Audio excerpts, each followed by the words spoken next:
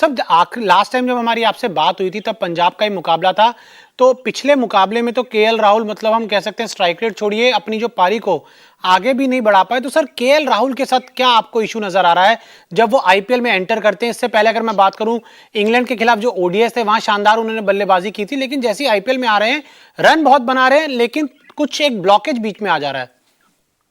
देखिए, केएल राहुल की कहानी आईपीएल की अजीब रही है। जी 2018 में 150 का स्ट्राइक रेट, 2019 में 130 का, 2020 में 120 का, और पिछली एक पारी जो उन्होंने बड़ी पारी के लिए थी 61 की, आई थिंक सनराइजर्स हैदराबाद के जी खिलाफ जब 190 किए थे पंजाब किंग्स ने, तब वो 16th ओवर में आउट हुए थे। 61 जी। रन बनाए उन्होंने, और तब स्ट्राइक रेट था 119। और सर तो ये शायद टैक्टिक ये होगी कि शायद ज्यादा भरोसा नहीं होगा वैभव के जो बाकी आने वाले बल्लेबाजों के ऊपर, इसलिए केएल राहुल थोड़ा एंकर भूमिका खेल रहे हैं। लेकिन अगर 16 ओवर तक आप एंकर की जी। भूमिका करोगे तो फिर दिक्कत हो सकती है, क्योंकि उस मैच में 9 विकेट बाकी थे जब वो 16 ओवर में उन्होंने प्रवेश किया, तो ये बहुत ही ज्यादा एंकरिंग हो गई। और सर अगर एंकर की आपने बड़ी अच्छी बात की, कल के मुकाबले की भी अगर मैं बात करूं तो विराट कोहली ने भी बोला कि जब देवदत्त पडिक्कल अच्छी पारी खेल रहे थे तो मैं एंकर की भूमिका में था, लेकिन एक बार 25 गेंद खेलने के बाद हमने देखा कि विराट कोहली का जो स्ट्राइक रेट था वो 250-300 तक पहुंच गया था। तो क्या केएल को शुरुआत में भले 25-30 गेंद आप थोड़ा आराम से खेले, लेकिन जो अगली 30 गेंदें हैं उस पर फिर अपना स्ट्राइक रेट बढ़ाने की जरूरत है सर? देखिए, एंकर ये जो रोल है ना, ये हमको सूट करता है टीवी शोज में, जी एंकरिंग। T20 में इसकी कोई जगह नहीं है, ओके। Unless you're chasing. जी अगर 137 का स्कोर चेस करे जैसे मुंबई इंडियंस ने किया था, तब कोई सीनियर खिलाड़ी एंकर की भूमिका खेल सकता है, जैसे केन विलियमसन ने खेली है सनराइजर्स हैदराबाद के लिए पिछले मैच में, डेविड वार्नर ने खेली है। तो चेस में कभी कभी वो रोल खेलना पड़ता है, लेकिन बल्लेबाजी अगर आप पहली कर रहे हो और वानखेड़े स्टेडियम जैसे पिच के ऊपर, तो फिर आपको कोई चॉइस नहीं होता, there should be no anchoring. और ये होता है ना कि मेरे बाकी प्लेयर्स इतने फॉर्म में नहीं, उनके लिए कवर अप करना, आपको पता नहीं कि कब कौन फॉर्म में आ जाएगा। जी।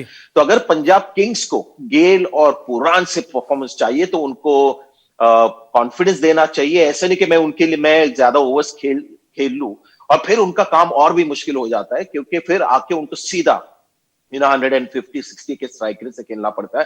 तो लॉन्ग टर्म प्लानिंग ये बिल्कुल T20 में काम नहीं करती, specially if you are batting first. अगर पहला ही ओवर कोई आपका कमजोर ऑपोजिशन बॉलर गेंदबाजी कर रहा है तो उसके पीछे पड़ो, जैसे विराट कोहली ने श्रेयस गोपाल को एक छक्का मारा जी। था बिल्कुल पहले मैच के पहले। तो लॉन्ग टर्म प्लानिंग का मैं बड़ा फैन नहीं हूं T20 क्रिकेट में।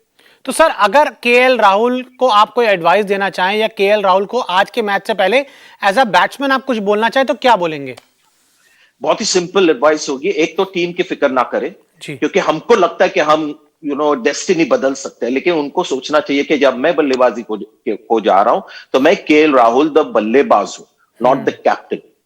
और मुझे नहीं लगता कि वो विराट कोहली की तरह एक प्लेयर है कि जो स्कोरबोर्ड देख के अपना बैटिंग का रिदम या स्पीड बदले और टीम के लिए बराबर जो चाहिए वो रोल खेले। केएल राहुल मेरे हिसाब से सबसे अच्छा जब खेलते हैं जब उनके माइंड में कोई प्लानिंग ज्यादा ना हो या रिस्पॉन्सिबिलिटी ज्यादा ना हो। तो बहुत ही सिंपल एडवाइस होगी कि जाके अपना गेम खेलो, और पहले ओवर में अगर आपको कोई कमजोर बॉलर लगे और बॉले मेरिट ऑफ द बॉल से खेलना, बहुत ही सिंपल चीज है, लेकिन T20 में इसका बहुत ही उसका वैल्यू होता है कि अगर पहले ओवर में आपको 3 लूज बॉल मिले तो उसमें 12 रन होने चाहिए।